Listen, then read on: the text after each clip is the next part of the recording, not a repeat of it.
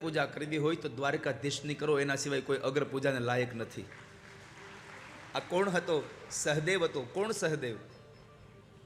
જે જરાસનને ભીમસેનના હાથે મરાવી નાખ્યો, એ જ જરાસનનો દીકરો સહદેવ, અને એણે કહ્યું કૃષ્ણની પૂજા કરો.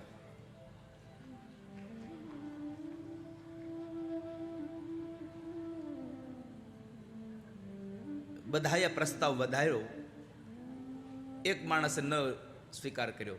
એણે કહ્યું કે ગોવાળિયાની અગર પૂજા ન હોય, એ ચોરની અગર પૂજા ન હોય, કોઈકની સ્ત્રીના હરણ કરી જાય લગ્ન મંડપમાંથી, એની અગર પૂજા ન હોય. આ કોણ હતો? શિશુપાલ. પરણવા ગયો તો ખાલી હાથ પાછો આવ્યો.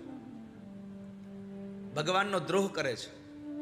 જુઓ, આ કથા આપણને શીખડાવે છે કે તમે જીવનમાં આગળ વધો ત્યારે તમારો કોઈ દ્રોહ કરે, તમારી ઈર્ષા કરે ને, તો એની સામે નજર ન કરવી, કારણ કે ભગવાનનો દ્રોહ કર્યો તો આપણો તો કરવાના જ છે. તમે તમારી પંથની અંદર જ્યારે આગળ વધતા હો ત્યારે તમારા દુશ્મનો વધવાના છે. પણ ભગવાનને પ્રાર્થના એટલી કરી, પ્રભુ દુશ્મન દો ને તો એ ખાનદાની વાળો દેજો, દગો ન કરે એવો દુશ્મન દેજો, હામી છાતીએ ભલે લડી લે.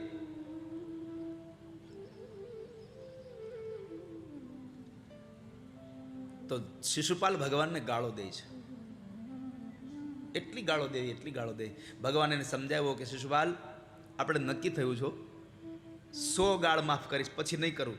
પણ આજે એટલો આવેશમાં આવી ગયો તો ભગવાનને કહે છે, કાળિયા તું શું કરી લેવાનો હતો?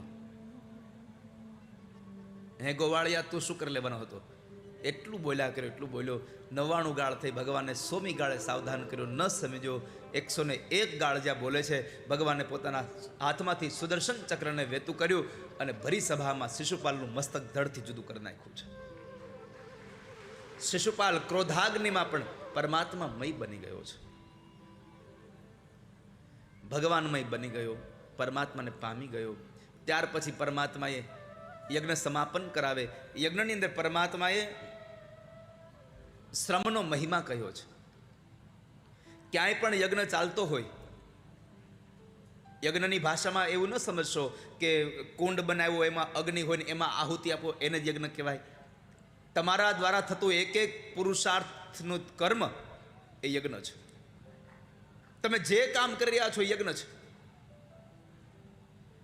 અને આપણે કાંઈ બધી જગ્યાએ ધનથી જ યજ્ઞ કરી શકીએ એવું ન હોય, ક્યારેક તનથી પણ યજ્ઞ થાય. મેં આગળ પણ કહ્યું હતું, પુનઃ એક બાર આપને, કે કદાચ આપણી પરિસ્થિતિ એવી ન હોય કે આપણે પૈસાથી દાન આપી શકીએ, તો એટલું તો કરીએ કે જ્યાં મંદિર બંધાતું હોય ત્યાં આપણે ઈંટો અંબાવા જઈએ, આપણે રેતી અંબાવા જઈએ, પાણી છાંટવા જઈએ. મંદિર બંધાઈ ગયા પછી એની સ્વચ્છતા માટે જઈએ. આ પણ તમારો યજ્ઞ છે જીવનમાં. અને ત્યાં જવું.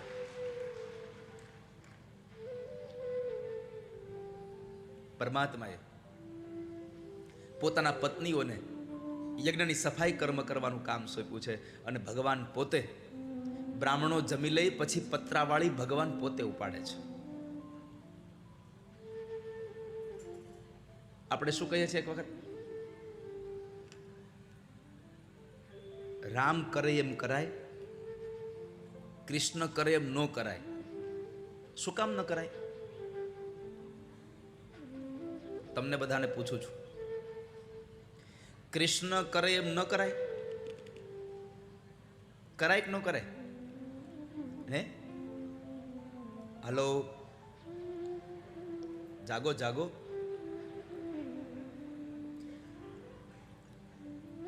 તમારી પાસે માત્ર ને માત્ર 1 કલાક અને 23 મિનિટ છે. એટલે જાગો હવે, સૂઈ જતા નહીં. કારણ કે આજની કથા બપોરે 12:30 કલાકે વિશ્રામ લઈ જશે.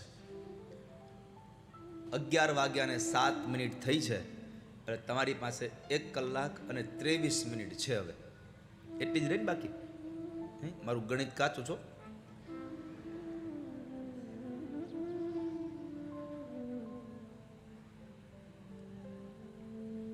તો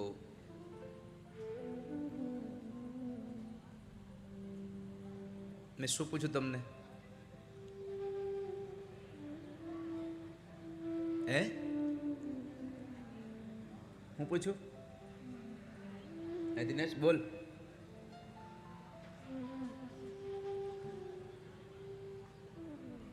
કૃષ્ણ કરે એમ કરાય? હા પાડવા વાળા હાથ જો કરતો. કૃષ્ણ કરે એમ ન કરાય એ લોકો હાથ જો કરો. કૃષ્ણ કરે એમ કરવા જાત વહાં ભાંગી ન જાય? હે? પણ આપણે એટલી બધી વાતને આમ અવળા માર્ગે લઈ ગયા કે કૃષ્ણ કરે એમ ન કરાય, કૃષ્ણ કરે એમ ન કરાય. કૃષ્ણ કરે એમ આપણાથી થાય નહીં. શું કામ ન થાય?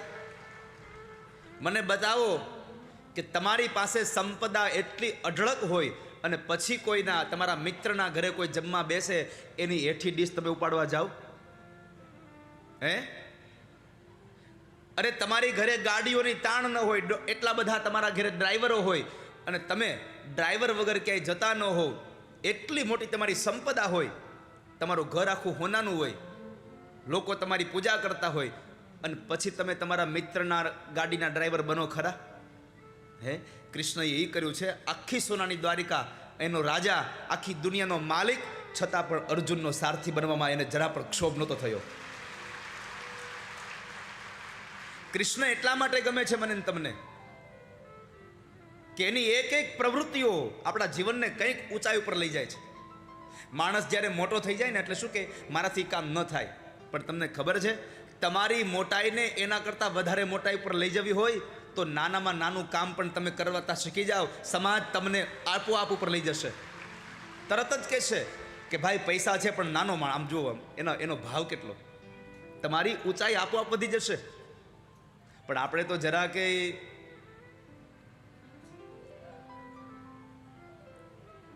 બે પાંચ ફદિયા થાય એટલે નીચા ન નમીએ. એ કૃષ્ણએ એ કર્યું છે. આખી દુનિયાનો રાજા હોવા છતાં પણ દુર્યોધન પાસે એક દૂત બની જાય છે, કારણ સમાજનું હિત થાય એટલા માટે દૂત બની જાય. એ કૃષ્ણ તો પરમાત્માએ ત્યાં આગળ બ્રાહ્મણોની પત્રાવાળીઓ ઉપાડી એ કથા બતાવી. ભગવાને રાજસુ યજ્ઞ સમાપન કરાવ્યો. યજ્ઞ સમાપન થયો પછી પરમાત્મા દ્વારિકા ગયા તો દ્વારિકાની અંદર શાલ્વએ ચઢાઈ કરી હતી. પ્રદ્યુમ્ન મહારાજ ઘવાયેલા હતા અને ભગવાને આવી અને યુદ્ધની દોર પોતાના હાથમાં લીધી. શાલ્વના દિવ્ય વિમાનનો નાશ કર્યો, ત્યાર પછી શાલ્વનો નાશ કર્યો. શાલ્વને માર્યા પછી ભગવાને દંતવક્ર અને વિદુરથને માર્યા. આ બેવને માર્યા પછી દંતવક્ર અને શિશુપાલ બે મરાયા. એટલે જય અને વિજયનો ત્રીજો જન્મ અહીંયા સમાપન થયો. એ કથા બતાવી. સમય વ્યતીત થયો. પરીક્ષિત રાજાએ પ્રશ્ન કર્યો, બાપજી આટલી દિવ્ય કથાઓ તમે મને સંભળાવી, વાત બરાબર છે, પણ મારો એક પ્રશ્ન છે આપને. કહે રાજા શું પ્રશ્ન છે? તો બસ બાપજી પ્રશ્ન એ છે કે મેં સાંભળ્યું છે કે ભગવાન દ્વારિકાના નાથને કોઈ મિત્ર હતો, પરમાત્માને કોઈ સખો હતો, કોઈ મિત્ર હતો? અરે હા રાજા, બરાબર સાંભળ્યું છે તે ભગવાનને મિત્ર હતા. કોણ? પોરબંદરના સુદામા બ્રાહ્મણ ભગવાનના મિત્ર હતા. તો બાપજી એક કામ કરો ને, મને ભગવાનનો સખ્ય ભાવ કેવો હતો, પરમાત્માને મિત્ર પ્રત્યે કેટલો ભાવ હતો એ મને બતાવો, મારે સાંભળવું છે. મને મિત્રની કથા કહો, મારે સાંભળવું છે. સાંભળ રાજા. સુખદેવજી મહારાજ રાજા પરીક્ષિતને કહે છે કે ભગવાન કૃષ્ણના મિત્ર સુદામાની કથા કહું, સાંભળ. કૃષ્ણસ્યાસી સખા કશ્ચિત બ્રાહ્મણો બ્રહ્મવીતમા વિરક્તઃ ઇન્દ્રિયાર્થેષુ પ્રશાંતાત્મા જીતેન્દ્રિય. પ્રશાંત આત્મા જીતેન્દ્રિય. રાજા, પોરબંદરના સુદામા બ્રાહ્મણ હતા, પત્ની સુશીલા, બાળકો હતા, પરંતુ સુદામદેવની સ્થિતિ હારી નહોતી, ગરીબ હતા. જોકે ભાગવતકાર તો એમ કહે છે કે સુદામાને ગરીબ કહી અને કોઈ ગાળો ન દેશો ક્યારે, કારણ આ સંસારમાં સુદામા જેટલો ધનિક બીજો કોઈ નહોતો. સંસારમાં આ સંસારનો ધનિકમાં ધનિક માણસ પણ મંદિરે જઈને ભગવાન પાસે માગે છે, બધું હોય તોય માગે છે. અને સુદામા પાસે પહેરવા કપડાં નહોતા, રહેવા મકાન નહોતું, જમવા જુવાર નહોતી, અને છતાં પણ અયાચક વ્રત લઈને બેઠા હતા કે ભગવાન પાસે કોઈ દી માગું નહીં કોઈ વસ્તુ. આટલું મોટું વ્રત લઈને બેઠેલા સુદામદેવ બ્રાહ્મણ, અકિંચન બ્રાહ્મણ છે, કોઈ પાસે માગવું નહીં. એમાં એક વખતના સમયે બાળકોએ પોતાની માં સુશીલા પાસે જઈને કહ્યું, માં ભૂખ લાગી છે, જમવા આપો ને કંઈક. માની આંખો ભરાઈ ગઈ કે મારા દીકરાઓ ભૂખા ટળવળે છે, હું શું કરું. એણે ભગવાનને એટલી જ પ્રાર્થના કરી કે હે ઠાકોરજી, જો માં બનાવવી હતી તો મારા દીકરાને જમાડી શકું એટલું અનાજ આપું તું, અને જો આટલી જ ગરીબાઈ આપી હતી તો તમારે મને માં નહોતી બનાવવી. શા માટે મને માં બનાવી?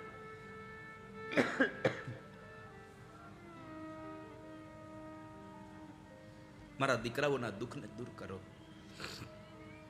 અને ત્યારે સુશીલાના મનની અંદર એક વિચાર આવ્યો કે મારા પતિ એમ કહેતા હતા કે હું ભણતો હતો ત્યારે દ્વારિકાવાળા કૃષ્ણ મારા મિત્ર છે, કૃષ્ણ મારા મિત્ર છે એવું મને કહેતા હતા. અને કૃષ્ણ તો અંતર્યામી છે, કૃષ્ણ તો પ્રભુ છે. તો પ્રભુ મારો પતિ એની પાસે જશે ને તો એને ઓળખી જશે, મારા પતિને માગવું નહીં પડે. એટલે પોતાના પતિને કહે છે કે સાંભળ્યું પતિદેવ, યાદ છે તમે મને કહેતા હતા કે દ્વારિકાવાળા કૃષ્ણ તમારા મિત્ર છે? અરે હા હા સુશીલા, દ્વારિકાવાળા કૃષ્ણ મારા મિત્ર છે. અમે બેવ સાથે ભણતા. તો જાઓ ને તમે એને મળી આવો ને. અરે સુશીલા, તમને તો ખબર છે કે મારે અયાચક વ્રત છે, હું મરું પણ કોઈ પાસે માગું નહીં. હું મરી શકું પણ કોઈ પાસે માગી ન શકું.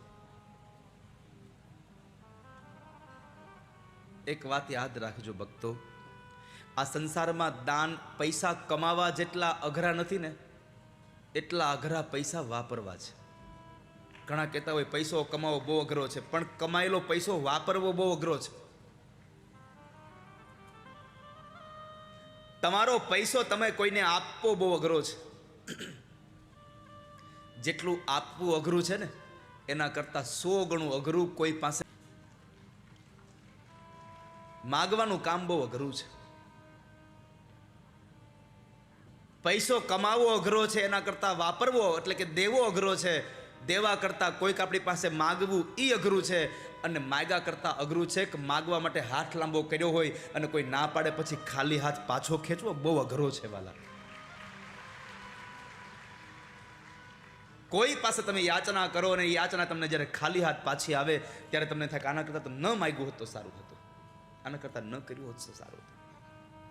પણ એક વાત જીવનમાં યાદ રાખજો ભક્તો, જ્યારે તમારી પાસે કોઈ લેવા માટે આવે છે ને તો એટલું યાદ રાખજો, પરમાત્માએ તમને આપ્યું છે એનું એ પ્રમાણપત્ર છે.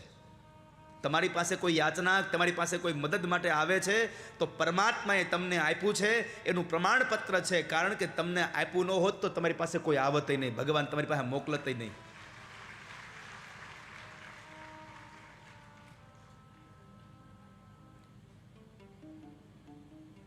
અને યાચના કરવા માટે કોઈ પણ માણસ આવે ને ત્યારે ખાલી હાથ ન જવા દેતા. અમે વારંવાર કહ્યું છે, પુનઃ કહું છું, ખાલી હાથ ન જવા દેતા.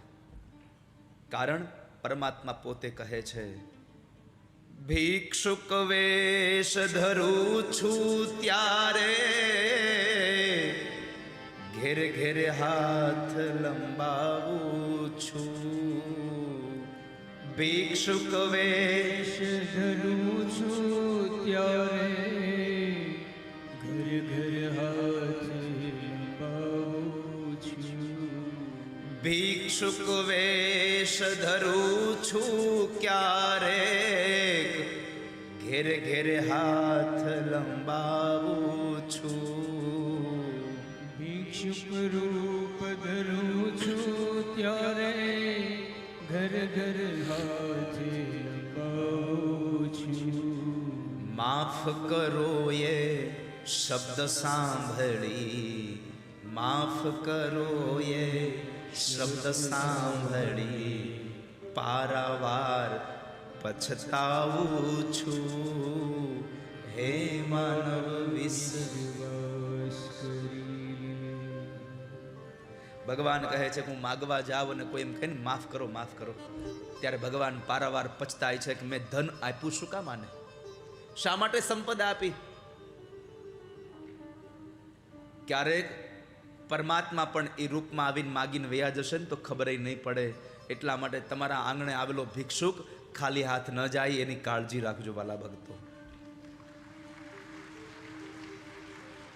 ગમે તેટલા કામમાં તમે પડ્યા હો, પણ કોઈ યાચક આવે તો બધા જ કામ પડતા મૂકીને પેલા દાન દઈ દેજો. શતમ વિહાય ભોક્તવ્યમ સહસ્રમ સ્નાનમાચરેત, લક્ષમ વિહાય દાતવ્યમ કોટિમ ત્યક્તવા હરિમ ભજેત.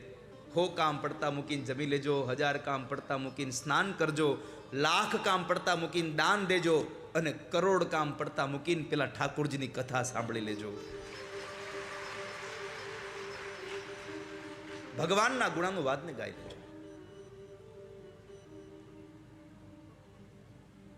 સુશીલા, તમને તો ખબર છે મારે અયાચક વ્રત છે, હું મરી શકું પણ માગી ન શકું. અરે પતિદેવ, હું ક્યાં માગવાનું કહું છું, હું તો તમને બસ તમારા મિત્રને મળવા જવાનું અને દ્વારિકાધીશના તમને દર્શન થઈ જાય.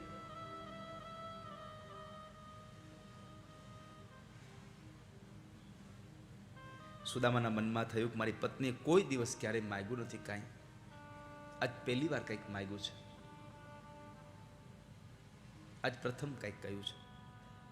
એમાં શું મારા મિત્રને મળવાની વાત કરી છે. પણ પછી યાદ આવ્યું એટલે સુશીલાને કહે છે, અરે સુશીલા, તમે કહો છો હું દ્વારિકા જાઉં, પણ હું દ્વારિકા જાઉં તો ખાલી હાથ કેમ જાઉં? કોઈના ઘરે જઈએ તો ખાલી હાથ ન જવું જોઈએ. કનૈયાના છોકરાઓ મારી પાસે આવે તો એને હું શું આપું? ત્યારે સુશીલા પડોશમાંથી 4 મુઠ્ઠી બ્રાહ્મણોના ઘરથી પૌવા માગી લેવા છે. 4 મુઠ્ઠી પૌવા માગી લાવી અને એને આપ્યા છે. પણ જુઓ, 4 મુઠ્ઠી પૌવા ભગવાન માટે મોકલાવ્યા ને, એમાં 4 જ વસ્તુ માગી: ધર્મ, અર્થ, કામ અને મોક્ષ. 4 મુઠ્ઠીમાં 4 પુરુષાર્થ માગી લીધા છે. ન 3 મુઠ્ઠી આપ્યા, ન 5 મુઠ્ઠી આપ્યા, 4 મુઠ્ઠી જ પૌવા આપ્યા ભગવાનને. સુદામદેવ બ્રાહ્મણને 4 મુઠ્ઠી પૌવાની પોટલી વાળીને આપે છે. પણ વિશેષતા એ હતી કે જ્યારે 4 મુઠ્ઠી પૌવા માગી લાવ્યા તો એમાંથી 1 દાણો પણ છોકરાના મોઢામાં ન આપ્યો. બધા જ પૌવા ભગવાન કૃષ્ણ માટે આપી દીધા. કારણ જેના નામથી માગી લાવી છું એને આપી દેવું જોઈએ, મારે વચમાંથી લઈ ન લેવું જોઈએ.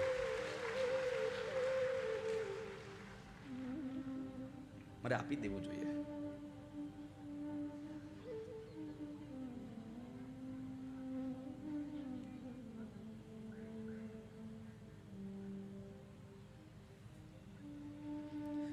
ચાર મુઠ્ઠી પૌવાની પોટલી વાળી સુદામદેવ બ્રાહ્મણ લાકડીના ટેકે ટેકે ચાલતા નીકળ્યા છે. નથી પગમાં પગરખા, નથી અંગ ઉપર પૂરા કપડાં, નાની એવી ટૂંકી પોતડી બાંધી છે, ખંભે ફાળિયું નાખ્યું છે અને હાથમાં લાકડી અને એક માળા. ભગવાનનું નામ જપ કરતા કરતા કરતા પોરબંદરથી નીકળી દ્વારિકા જાય. માર્ગમાં એ થાકી ગયા, સૂઈ ગયા તો ગરુડજીએ દ્વારિકા પહોંચાડી દીધા. દરવાજા ઉપર ગયા તો દ્વારપાળે રોક્યા છે. પણ એક દ્વારપાળે ભગવાનને સમાચાર આપ્યા, પ્રભુ દરવાજે કોઈ બ્રાહ્મણ આવ્યા છે.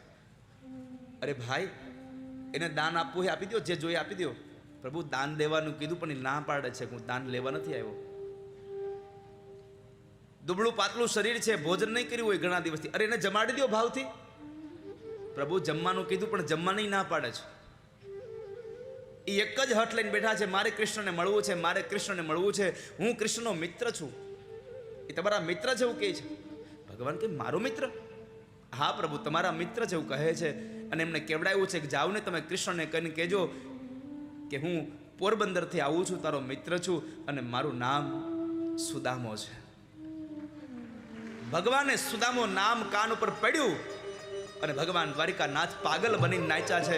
એકદમ દોડતા દોડતા ગયા, મારો સુદામો આવ્યો, મારો સુદામો આવ્યો, મારો બાળપણનો સખો આવ્યો છે. ભગવાને ન પગમાં પગરખાઓ પહેર્યા, 56 સીડીના દાદરા ઉતરતા હતા ભગવાન. એ 56 સીડી ઉતરતા સમયે પરમાત્માનું ઉતરીએ પડી ગયું. ભગવાન ઉતરી લેવા ઉભા ન રહ્યા. અષ્ટપટરાણીઓ જોઈ રહી છે કે આ કોણ વળી નવો મિત્ર આવ્યો.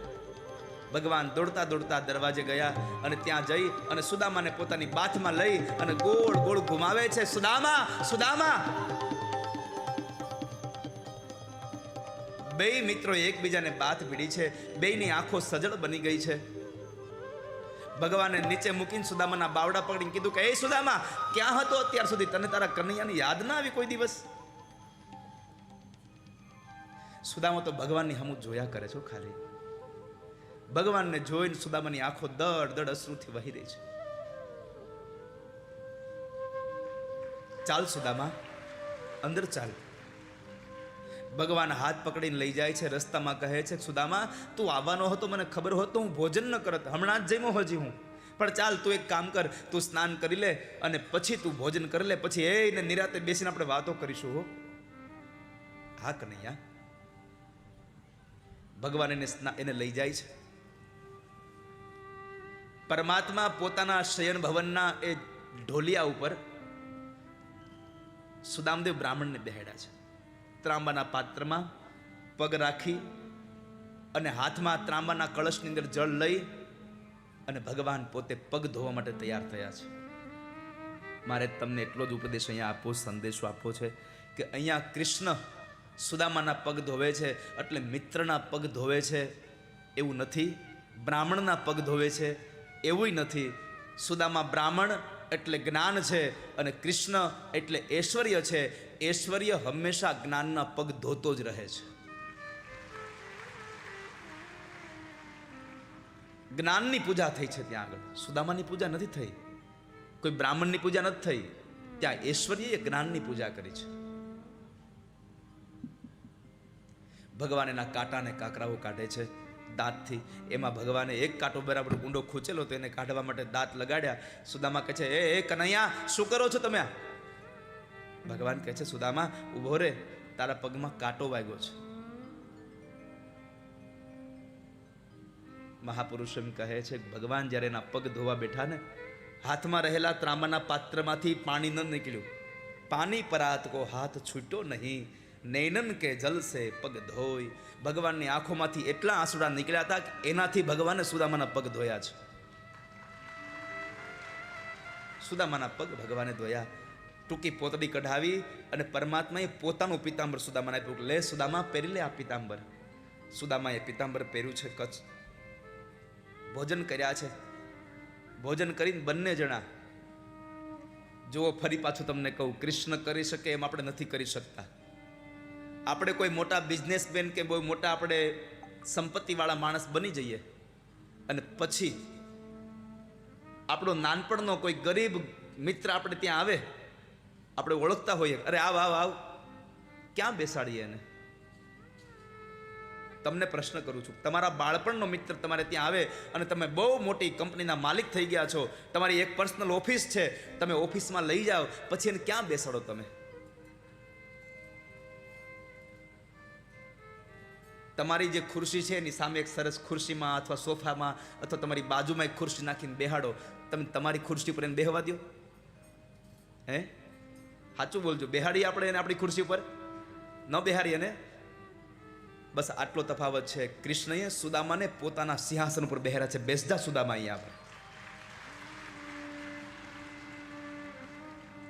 પોતાના સિંહાસન ઉપર પોતાના મિત્રને બેસાડી દીધા છે. બેસ સુદામા અહીંયા પર.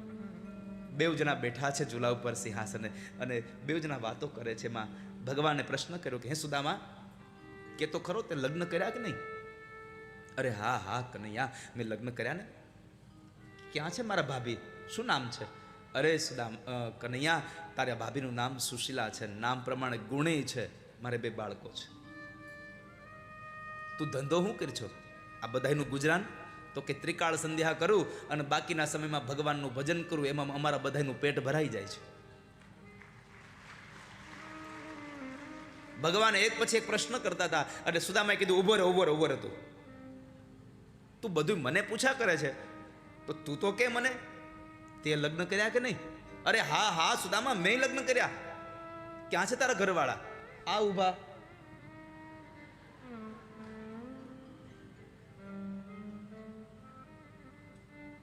સુદામા ગણે છે, આ તો કનૈયા, આ તો 8 છે. હા સુદામા, આ મારી અષ્ટપટરાણીઓ છે, અમારી પત્નીઓ છે. પણ સુદામાએ એટલું જ કહ્યું કે તું તો આ બધાયને નિભાવી શકે છે, હું તો એકનું પૂરું નથી કરી શકતો. પણ અંતરનો ઉલ્લાસ સુદામાએ કહ્યો કે કનૈયા, એક વાત કહું તને? અરે બોલને સુદામા. સાચું કહું, આ તારો વૈભવ જોઈ, આટલો મોટો તારો મહેલ જોઈ, આ તારી સાહેબી જોઈને મને એમ થાય છે કે તને ગુરુની સેવા ફળી હો કનૈયા. આ સંસારમાં ગુરુ સેવાથી સિદ્ધિને પમાય છે. ગુરુ સેવાથી સિદ્ધિ પામ્યા છે. હા સુદામા, ભગવાનની આટલી ધોમધોમ સાહેબી ને બધું જોઈ ઓલી પૌવાની પોટલી હંગરે રાખે. હવે દેવી નથી આને, પણ ભગવાન જોઈ ગયા, પરમાત્મા જોઈ ગયા. એટલે પરમાત્માએ પૂછ્યું કે હે સુદામા, આ પોટલીમાં શું છે? ભગવાન માટે કહે છે, સુદામા કહે છે કે ના કનૈયા, એ તો અમારાનું હોય, તારું કઈ નથી એમાં. ભગવાન કહે છે ના ના ના, મારી ભાભીએ કંઈક મોકલ્યું નથી ને મારા માટે, અને તું આપતો ન હોય એવું નથી ને કંઈક? અરે ના ના ના સુદામા, એવું કાંઈ નથી કનૈયા. ભગવાન કહે છે લાવ જોવા દેતો મને. 1 વાર 2 વાર 3 વાર ભગવાને માગ્યું, પણ સુદામાએ પોટલી ના આપી તો ભગવાને જૂટવી લીધી. યાદ રાખજો વાલા ભક્તો, ભગવાનને ધન દેતાય આવડે છે, અને એ ધન તમે જો સદમાર્ગે વાપરવાનું બંધ કરો તો તમારી પાસેથી લઈ લેતાય આવડે છે, તમારી પાસેથી જૂટવી લેતાય આવડે છે. એમાં સંશય નથી કોઈ જાતનો.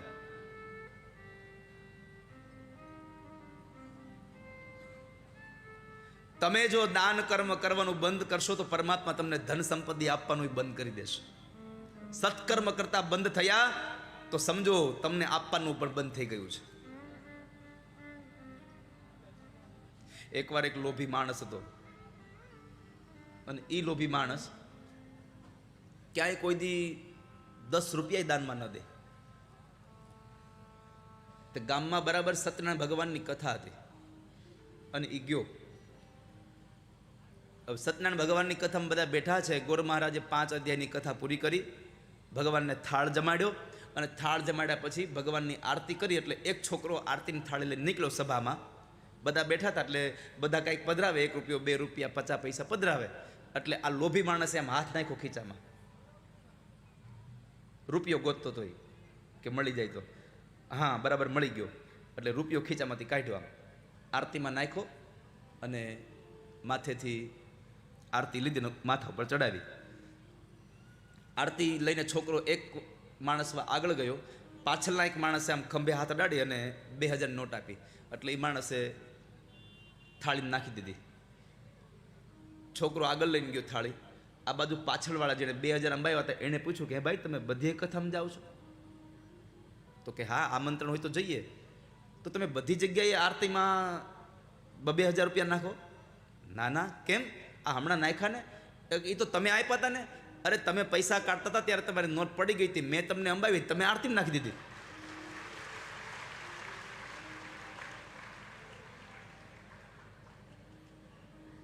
તમે દેતા બંધ થઈ જાઓ તો ઓલાને કઢાવી લેતા આવડે છે, યાદ રાખજો આટલું. માટે દાન દેવાનું બંધ ન કરશો ક્યારેય.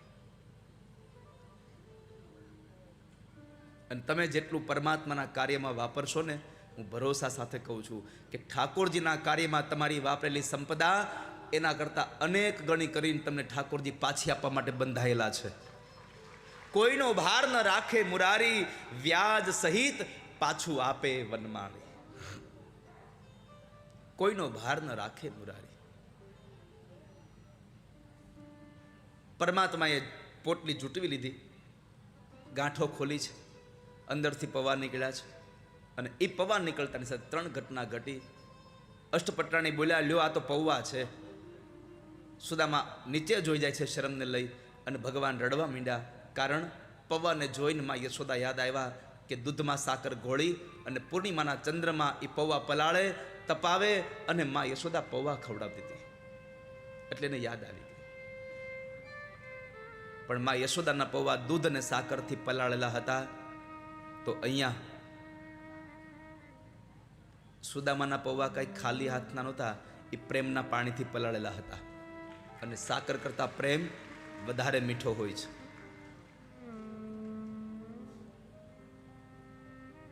ભગવાને યાદ કરાવ્યું, હે સુદામા, એટલે તને હજી આ ટેવ નથી ગઈ? તને હજી ટેવ નથી ગઈ?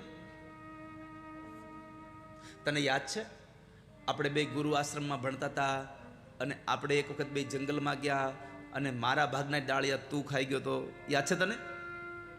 સુદામા કહે છે, હા કનૈયા, મને યાદ